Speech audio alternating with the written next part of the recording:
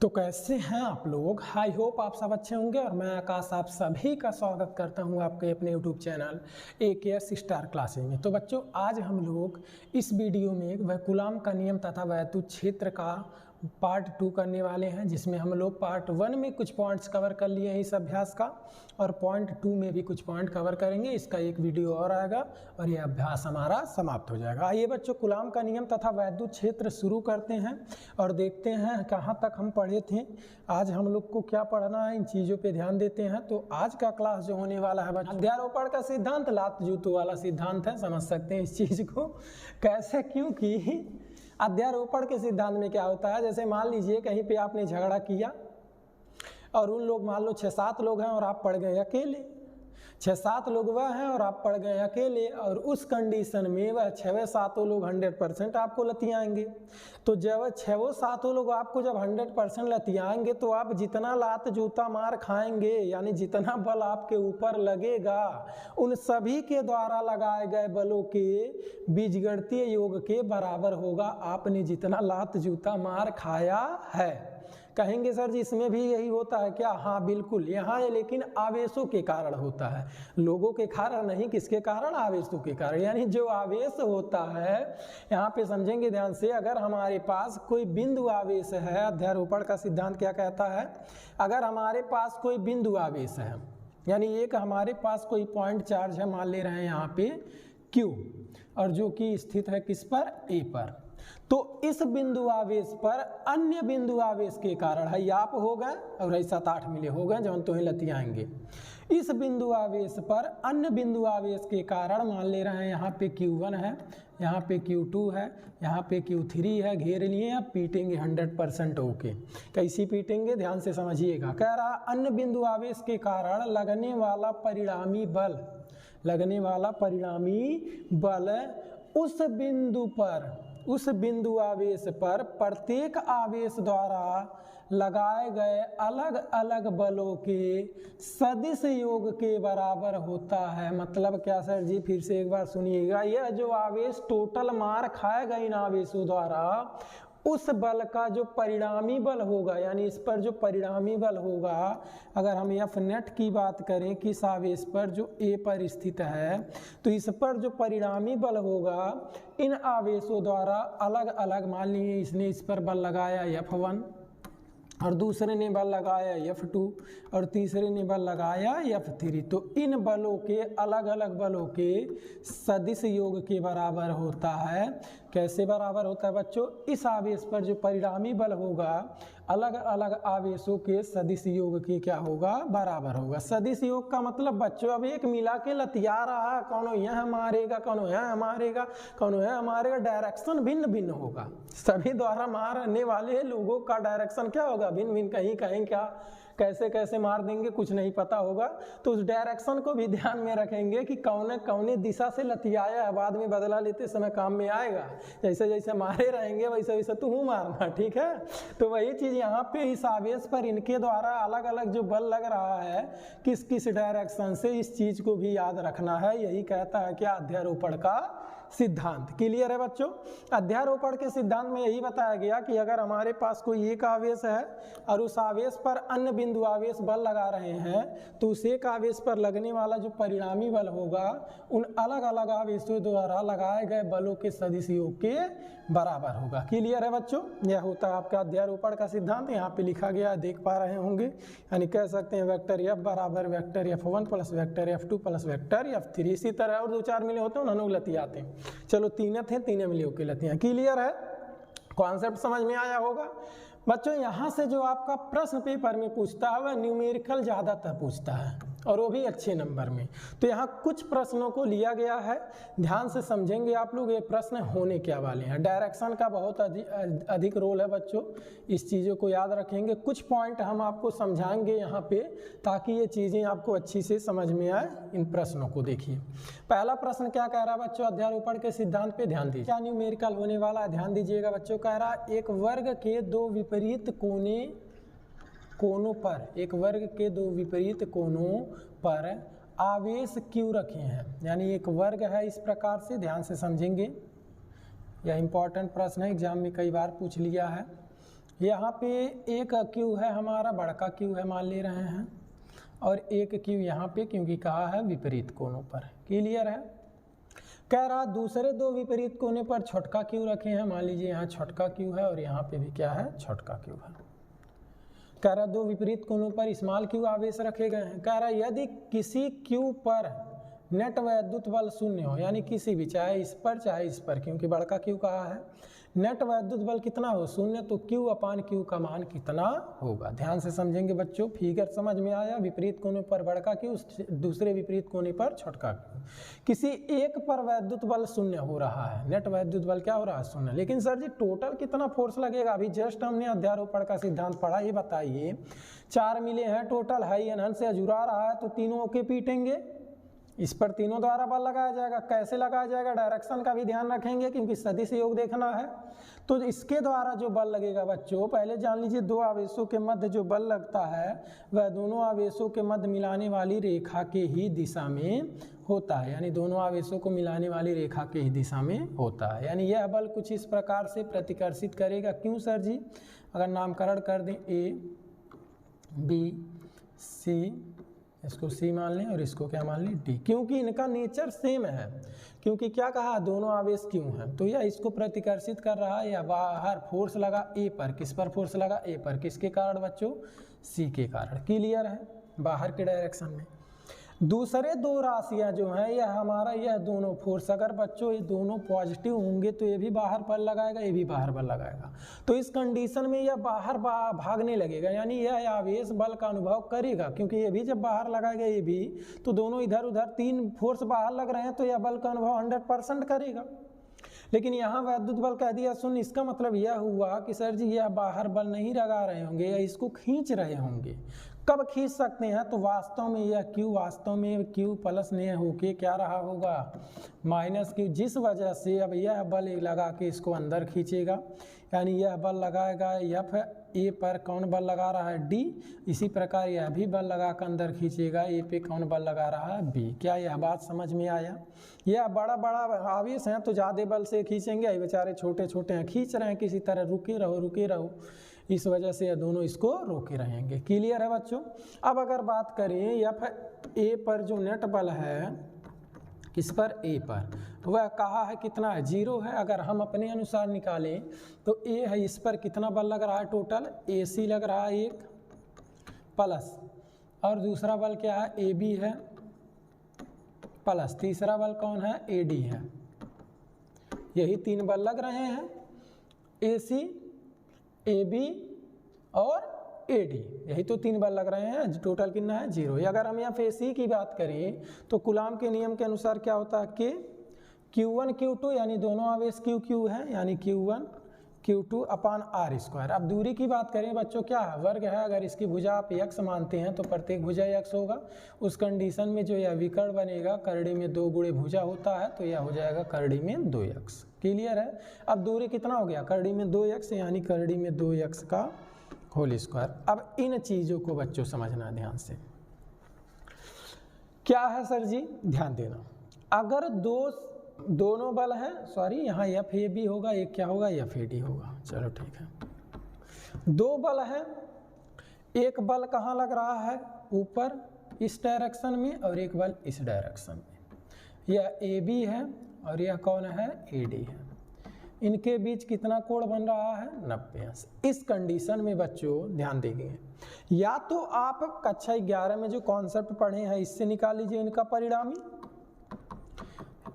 थोड़ा सा लॉन्ग होगा लेकिन निकल जाएगा आराम से, या तो हम आपको एक कॉन्सेप्ट बता रहे हैं, इसको याद रखेंगे, इससे थोड़ा सा टाइम आपका बचेगा। क्या सर जी, जब भी कभी 2 समान बल, कहेंगे सर समान कहाँ है, ध्यान दो थोड़ा सा, बड़का आवेश छोटका आवेश बीच की दूरी कितना, x, बड़का आवेश छोटका आवेश बीच की दूरी कितना, x। तो ये बताइए जितना बल यहाँ लगेगा ए बी, क्या उतना ही बल ए बी नहीं होगा, ए डी? बिल्कुल होगा सर जी, यानी दोनों बल समान है। हाँ, जब कभी 2 समान बल एक दूसरे से लंबवत हों, समान बल हो या कई भी 2 सदिश राशि हों, अगर दोनों का परिमाण समान है और वो दोनों एक दूसरे के लंबवत हों, तो इनका जो रिजल्टेंट होता है सर जी वह कितना होता है, तो किन्हीं में, इन दोनों में से किन्हीं एक को ले लेते हैं और इनके साथ लगा देते हैं cos 45 अंश।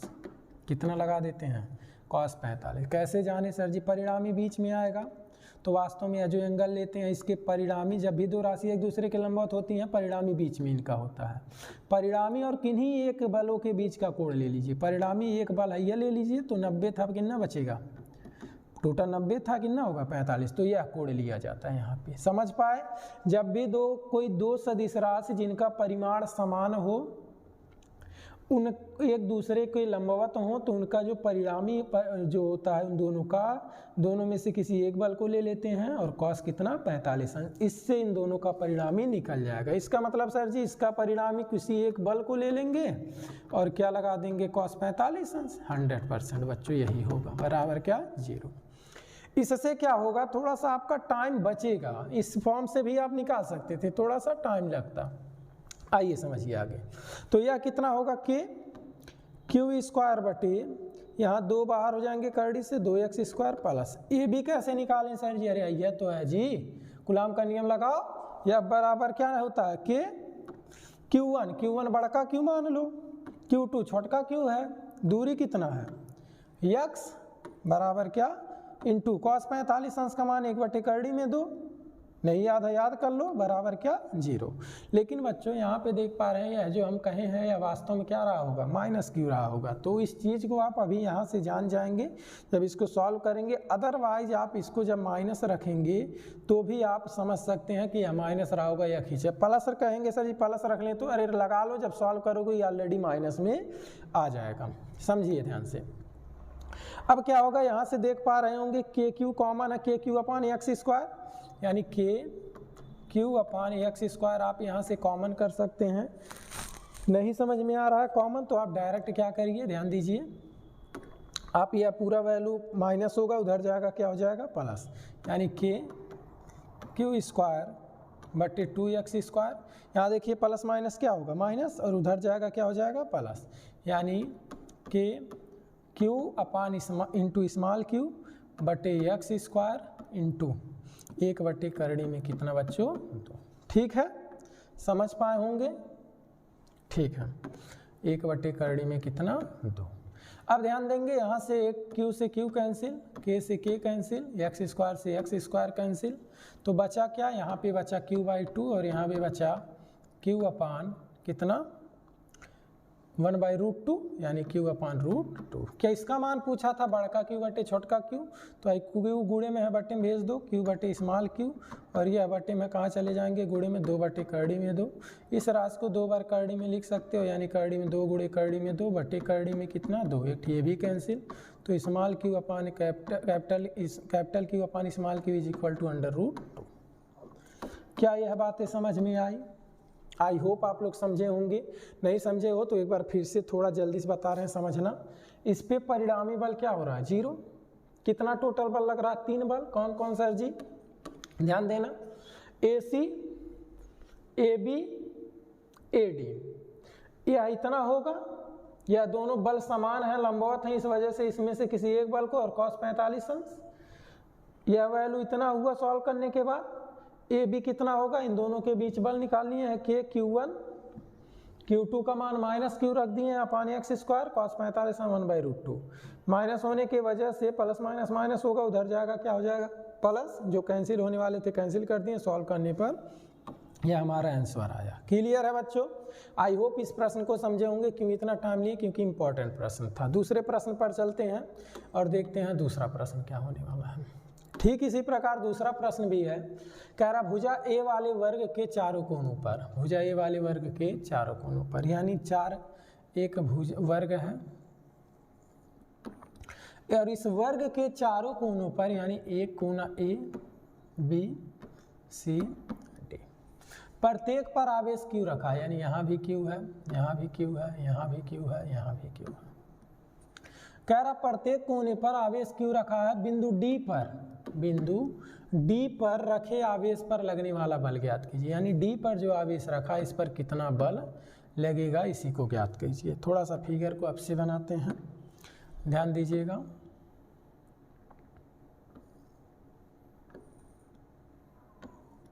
यहाँ पर भी आवेश Q है, यहाँ पर भी आवेश Q है, यहाँ पर भी आवेश Q है, यहाँ पर भी आवेश Q है। चारों कोना है हमारा, या मान ले रहे हैं A है, या मान ले रहे हैं B है, या मान ले रहे हैं C है, या मान ले रहे हैं D है। ठीक है बच्चों, तो कह रहा है जो D पर आवेश आपने रखा है इस पर टोटल कितना बल लगेगा। अरे 3 मिले हैं, तीनों लतियाएंगे। अब चारों क्यों हैं तो ये भी इस पे बाहर बल लगाएगा, यानी इस पर ये भी बाहर बल लगाएगा कुछ इस प्रकार से। यानी D पर बल कौन लगा रहा है, A, यानी D को लतिया रहा है A भी बाहर की तरफ बल लगाएगा, D पे कौन बल लगाएगा, C। A जो है ये भी बल लगाया, ये भी लगाया, ये वाला भी इस पे बल लगाएगा कुछ इस तरह से। कौन बल लगा रहा है, D पर B। यानी अगर हम बात करें D पर नेट बल की, यानी नेट बल जो है हमारा D पर वह कितना होगा, F है DA plus F DB plus F DC। इन दोनों को एक साथ रखते हैं, DC और DB को, DC और यह क्या है DB।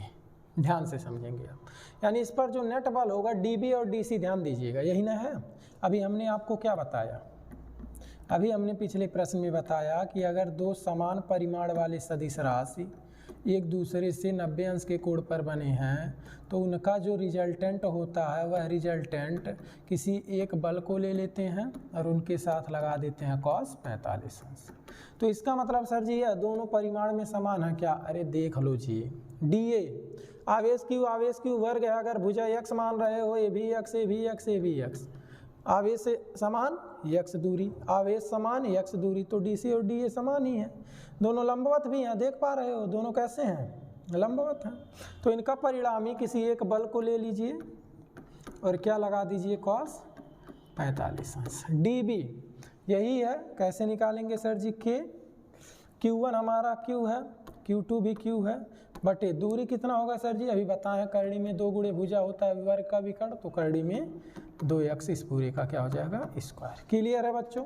FDB कैसे निकालें, अरे निकाल लो बाबू, DB यही तो है, सॉरी DA यही है ना, तो कैसे निकालोगे, Q1 का मान भी Q, Q2 का मान भी Q, बटे दूरी x, तो x स्क्वायर, cos 45 अंश यानी 1/√2, Q स्क्वायर बटे 2 करड़ी से बाहर x स्क्वायर। क्लियर है बच्चों। तो यहाँ से देखो तो Q स्क्वायर बटे x स्क्वायर कॉमन हो जाएंगे, Q स्क्वायर बटे x स्क्वायर, यहाँ पे बचेगा 1/√2 और प्लस यहाँ बचेगा 1/2। ये भी आंसर आप दे देंगे तो भी 100% सही होगा। अदरवाइज 1/4 पे एप्सिलॉन रखो, मान रखो, इनको सॉल्व करो, वैसे एग्जैक्ट आंसर नहीं आएगा, यही आंसर छोड़ देना, 100% सही होगा। क्लियर है बच्चों। यानी D पर नेट बल कितना लगेगा, इतना बल लगेगा। आगे बढ़े, समझ पाए होगे, नहीं समझे हो एक बार फिर से रिकैप कर लेना वीडियो को पीछे करके, 100% समझ में आ जाएगा। चलते हैं तीसरे प्रश्न पर। तीसरा प्रश्न क्या कह रहा है बच्चों, ध्यान दीजिएगा। तीसरा प्रश्न कह रहा, दो बिंदु आवेश 9e + E एक दूसरे से 16 सेमी दूरी पर स्थित हैं। मान ले रहे हैं यहाँ पे हमारे पास क्या है, 9e है और यहाँ पे क्या है, E है, दोनों पॉजिटिव चार्ज हैं। दूरी कितना है बच्चों, कह रहा 16 सेमी है। ठीक है सर जी। कह रहा इनके बीच एक आवेश Q कहाँ रखा जाए कि वह संतुलन में हो, यानी इनके बीच में हम एक आवेश Q को रख दिए और कह रहा कहाँ रखें कि यह किस में हो, संतुलन में हो। ध्यान से समझेंगे। अब यह संतुलन में कब होगा बच्चों, तो जब इस पर परिणामी बल 0 हो। हाँ सर जी। या फिर आप कह सकते हो यह संतुलन में कब होगा, जितना बल यह लग रहा है उतना बल ये भी लगा है, ये भी सही है। मान ले रहे हैं यहाँ से इसकी दूरी x है तो यहाँ से दूरी कितना होगा, 16 - x। समझ पा रहे हो। इसके द्वारा जो इस पे बल लग रहा है 9e के कारण, इस पर 9e के कारण इस पर जो बल लग रहा है इसको F1 मान ले रहे हैं और इसके कारण जो बल लग रहा है इसको मान ले रहे हैं F2। यदि कहेंगे यदि Q संतुलन में है, यदि Q संतुलन में है तो F1 जो होगा वह F2 के क्या होगा, बराबर होगा। जी सर जी। अब F1 निकालेंगे कैसे, यही तो F1 है। क्या होता है कि कूलॉम के नियम के अनुसार Q1 का मान कितना है, 9e, Q2 का मान कौन है, Q, बटे दूरी कितना है, x माने हैं। ठीक है सर जी।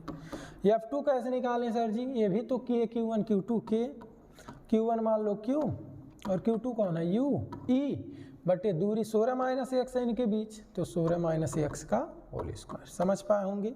K से K कैंसिल, Q से Q कैंसिल, E से E कैंसिल, यानी बचा क्या, बचा हमारे पास 9 बटे एक्स स्क्वायर बराबर 9 बटे एक्स स्क्वायर बराबर 1 बटे 16 माइनस एक्स का स्क्वायर। ठीक है, यानी इसको लिख सकते हैं 3 बटे एक्स का स्क्वायर और इसको लिख सकते हैं 1 बटे 16 माइनस एक्स का स्क्वायर। यहाँ से स्क्वायर कैंसिल कर दीजिए, 3 बटे एक्स बराबर 1 बटे 16 माइनस एक्स, सॉल्व कर लो, 3 मल्टीप्लाई कर लीजिए, 16 का गुणा 3 में 48 माइनस 3 एक्स, इसका यहाँ गुणा हुआ, एक्स का यहाँ होगा एक्स, 3 एक्स को उधर भेज दीजिए, यानी 48 बराबर 4 एक्स, तो 12 चौक 48, यानी एक्स बराबर 12 सेमी। दूरी 16 सेमी इनके बीच था, तो यह भी किस में आएगा, सेमी में। क्लियर है बच्चों।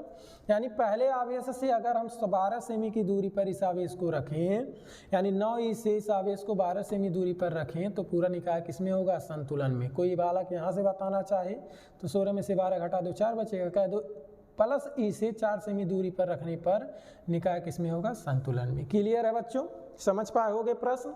इसी तरह से चौथा प्रश्न आपके लिए होमवर्क है, लगाएंगे जरूर। देखते हैं अगला पॉइंट।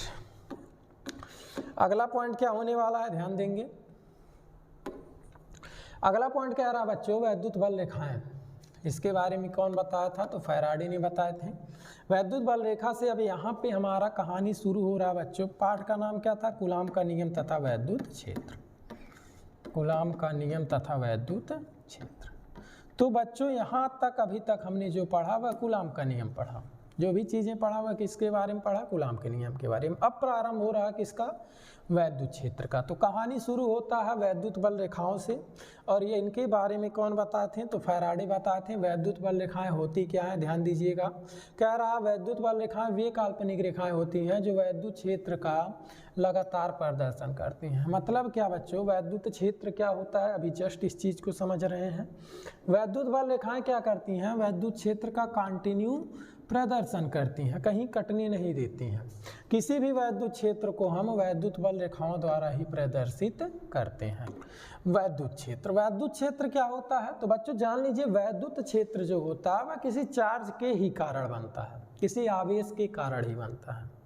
कहीं पर भी कोई आवेश स्थिर है तो अपने चारों तरफ वैद्युत क्षेत्र जरूर बनाएगा। अरे तुम ही हो मामा के यहाँ गए, 2-4 लोग जाने तो हर क्षेत्र हो गया कि नहीं हो गया, बिल्कुल हो गया। उसी तरह से आवेश भी अगर कहीं है तो वह अपने चारों तरफ एक क्षेत्र बनाता है, वही हमारा क्षेत्र होता है वैद्युत क्षेत्र। लेकिन परिभाषित कैसे करेंगे सर जी, मान लीजिए हमारे पास एक आवेश यहाँ पर स्थित है, एक आवेश यहाँ पर स्थित है, तो इसके चारों तरफ एक क्षेत्र बन जाएगा।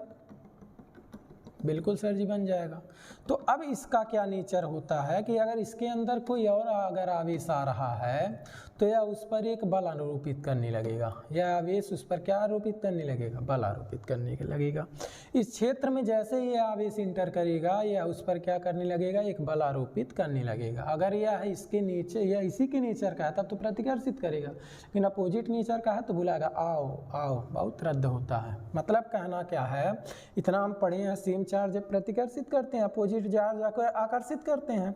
तो यह है अगर प्लस है तो यह इसको प्लस होने पे प्रतिकर्षित करेगा, माइनस होने पे आकर्षित करेगा। यानी कह सकते हैं वैद्युत आवेश के चारों तरफ स्थित, ध्यान से सुनिएगा, किसी वैद्युत आवेश के चारों ओर का वह क्षेत्र, किसी वैद्युत आवेश के चारों ओर का वह क्षेत्र जिसमें कोई अन्य आवेश, इसमें कोई अन्य आवेश वैद्युत बल का अनुभव करता है, या वैद्युत बल आपका आकर्षण या प्रतिकर्षण कुछ भी हो सकता है।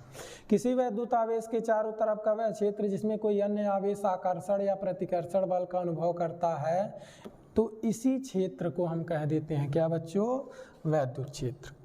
क्लियर है। किसी बिंदु आवेश या किसी वैद्युत आवेश के चारों तरफ का वह क्षेत्र जिसमें कोई अन्य आवेश वैद्युत बल का अनुभव करता है, कॉमा वैद्युत क्षेत्र कहलाता है। कॉमा लगा देंगे क्यों, क्योंकि आप वहाँ स्पष्ट कर रहे हैं जिस क्षेत्र के बारे में आप ऊपर बात किए हैं वही वैद्युत क्षेत्र है। क्लियर है बच्चों, समझ पाए होंगे।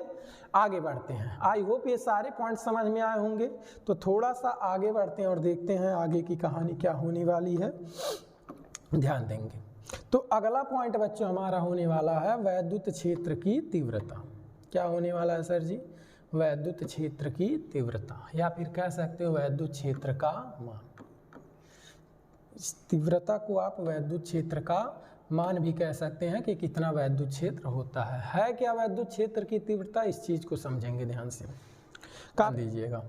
वैद्युत क्षेत्र के किसी बिंदु पर स्थित परीक्षण आवेश पर लगने वाला वैद्युत बल F तथा इस परीक्षण आवेश Q के अनुपात को इस बिंदु पर, अगर इस बिंदु को ए नाम दें तो इस बिंदु पर क्या कहते हैं, वैद्युत क्षेत्र की तीव्रता कहते हैं। क्लियर है। वैद्युत क्षेत्र के किसी बिंदु पर स्थित परीक्षण आवेश पर लगने वाला वैद्युत बल F तथा परीक्षण आवेश Q के अनुपात को इस बिंदु पर वैद्युत क्षेत्र की तीव्रता कह देंगे, यानी E बराबर F/Q। मात्रक क्या होगा बच्चों, तो बल का मात्रक न्यूटन, आवेश का मात्रक कूलम, या एक सदिश राशि है। अगर हम राशि की बात करें तो यह एक कैसी राशि होने वाली है, सदिश राशि होने वाली है। क्लियर है बच्चों, समझ पाए। आगे बढ़ते हैं। अगला पॉइंट क्या कह रहा है बच्चों, वैद्युत क्षेत्र के कारण आवेशित कण पर बल, जिसको हम वैद्युत बल के भी नाम से जानते हैं। तो ऊपर हम देख पा रहे हैं कॉन्सेप्ट पढ़े हैं, E बराबर F/Q। तो यही तो बल लग रहा है इस आवेश पर, इस वैद्युत क्षेत्र के कारण आवेशित कण पर जो बल लग रहा है, यही तो बल लग रहा है। तो यहाँ से अगर हम बच्चों, चूंकि हमने देखा E बराबर क्या F/Q, तो यहाँ से बच्चों हम कह सकते हैं F बराबर QE, यानी यह सूत्र आपका इंपॉर्टेंट है। अगर इसका सदिश रूप लिखें तो वेक्टर F बराबर कह सकते हैं Q इंटू वेक्टर E। यानी सर जी इसकी डायरेक्शन भी होगी, हाँ डायरेक्शन होगी। तो अगर दिशा की बात करें बच्चों, तो अगर पॉजिटिव चार्ज पे फोर्स लग रहा है तो फोर्स की जो दिशा होगी वह वैद्युत क्षेत्र की दिशा में होगी, इसकी दिशा में होगी।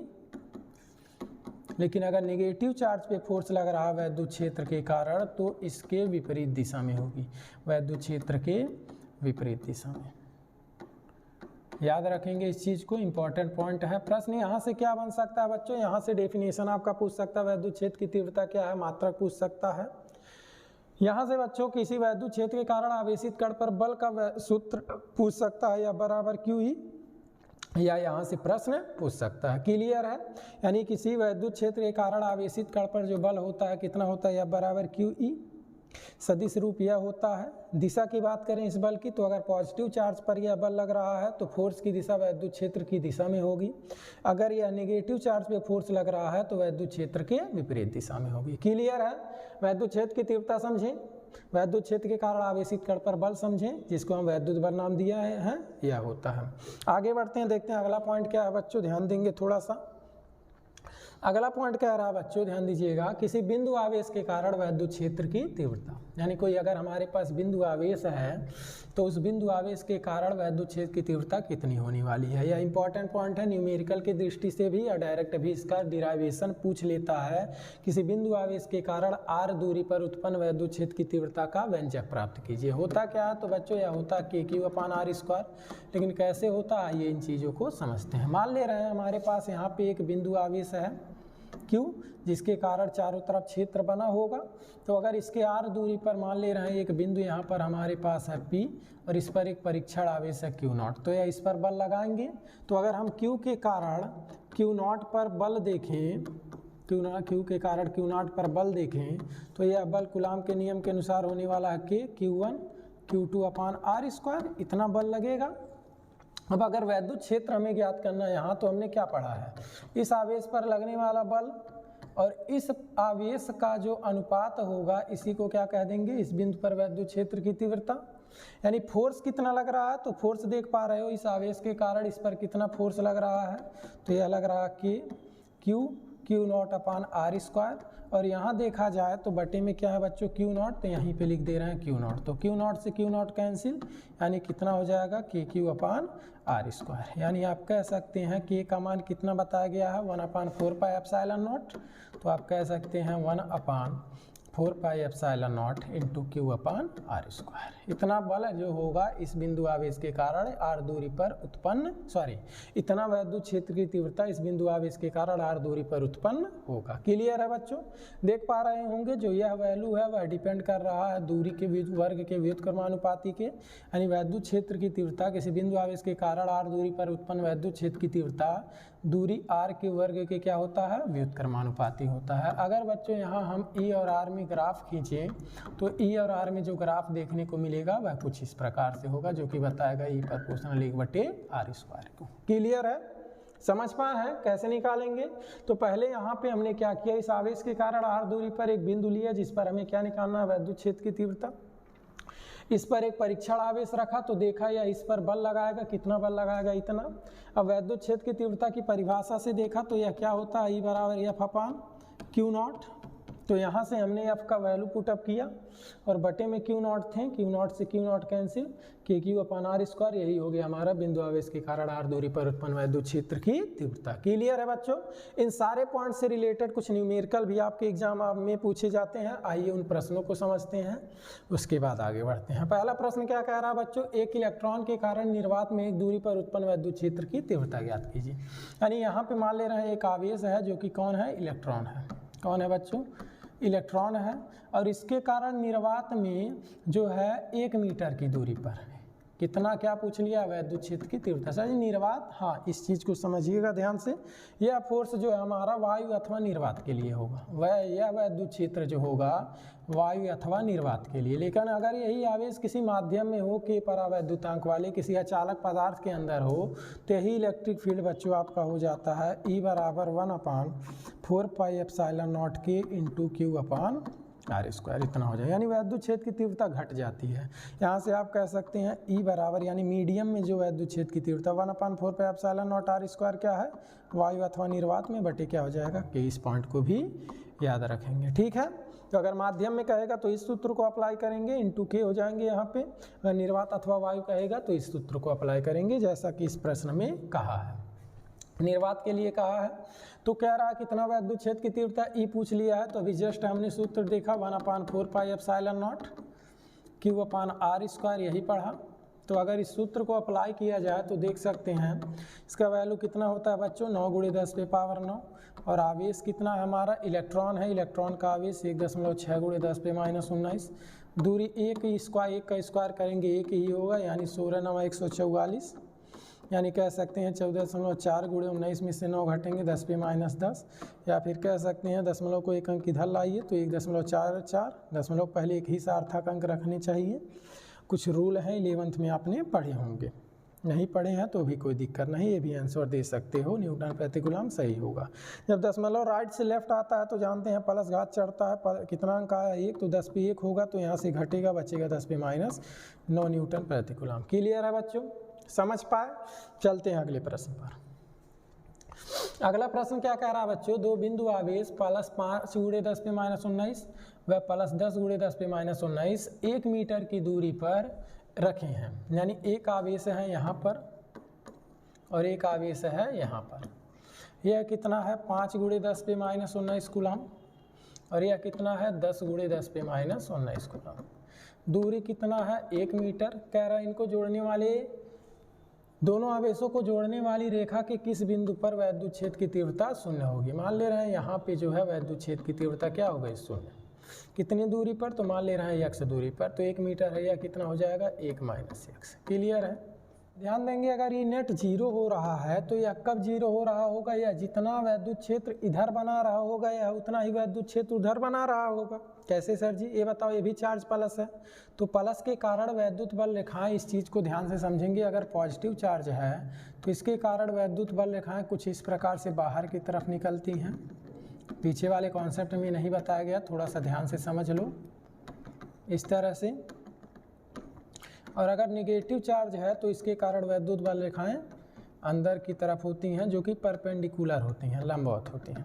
तो बच्चों यह प्लस चार्ज है, वैद्युत क्षेत्र बाहर बनेगा, ये भी प्लस ये भी बाहर बनेगा, यानी यह इधर, यानी दोनों अगर एक दूसरे बराबर वैद्युत क्षेत्र बना रहे होंगे तभी तो यह निरस्त एक दूसरे को कर रहे होंगे। इसका मतलब है यहाँ पे E0 कब हुआ होगा, जब E1 बराबर क्या रहा होगा E2। अब इस चीज़ को सॉल्व करना है तो E1 का मान अभी जस्ट यहाँ से देखो क्या हमने पढ़ा अभी, KQ/r² बिंदु आवेश के कारण r दूरी पर उत्पन्न वैद्युत क्षेत्र, उसको Q1 कह दीजिए। और यहाँ पे दूरी कितना है x है तो x², यह क्या होगा KQ2/r²। आर स्क्वायर, यहाँ दूरी कितना है 1 माइनस एक्स का स्क्वायर। के से के कैंसिल हो जाएंगे तो Q1 का मान कितना है 5 गुणे 10 पे माइनस 19 बटे एक्स स्क्वायर, और यहाँ Q2 का मान है कितना 10 गुणे 10 पे माइनस 19 बटे 1 माइनस एक्स का स्क्वायर। क्लियर है बच्चों? 10 पे माइनस 19, 10 पे माइनस 19 कैंसिल, 5 दूना कितना 10, यानी हमारे पास बचा 1 बटे एक्स स्क्वायर बराबर 2 बटे 1 माइनस एक्स का होल स्क्वायर। क्लियर है? इसका यहाँ गुणा करेंगे तो 1 माइनस एक्स का होल स्क्वायर बराबर 2x स्क्वायर। यहाँ से क्या कर सकते हैं, ध्यान दीजिएगा, 1 माइनस एक्स का होल स्क्वायर बराबर इसको लिख सकते हैं √2 पूरे का होल स्क्वायर। स्क्वायर से स्क्वायर कैंसिल, यानी बचेगा कितना 1 माइनस एक्स बराबर √2x। एक्स को उधर भेज दीजिए तो √2x प्लस एक्स, यानी यहाँ से देख सकते हैं x कॉमन तो √2 प्लस 1, या गुणे में कहाँ जाएंगे बटे में, तो 1/√2 प्लस 1। इतने मीटर की दूरी पर वैद्युत क्षेत्र की तीव्रता क्या होगी बच्चों, शून्य होगी पहले आवेश से, क्योंकि पहले आवेश से x माने हैं। क्लियर है बच्चों? आई होप आप लोग समझ पाए होंगे सारे प्रश्न। तो अगर सारे क्वेश्चन क्लियर है तो ज़रूर वीडियो को लाइक कीजिएगा, बच्चों में शेयर कीजिएगा ताकि और भी बच्चे जुड़ सकें। इस वीडियो में इतना ही रखते हैं, एक पार्ट और आने वाला है जिसमें हम लोग वैद्युत द्विध्रुव के कारण अक्षीय और निरक्षीय स्थिति में वैद्युत क्षेत्र की तीव्रता और वैद्युत द्विध्रुव को किसी वैद्युत क्षेत्र में घुमाने में किया गया कार्य, इन चीज़ों पे चर्चा करेंगे और इस अभ्यास को समाप्त करेंगे। आज के लिए बस इतना है, मिलते हैं नेक्स्ट वीडियो में, तब तक के लिए धन्यवाद। All the very best.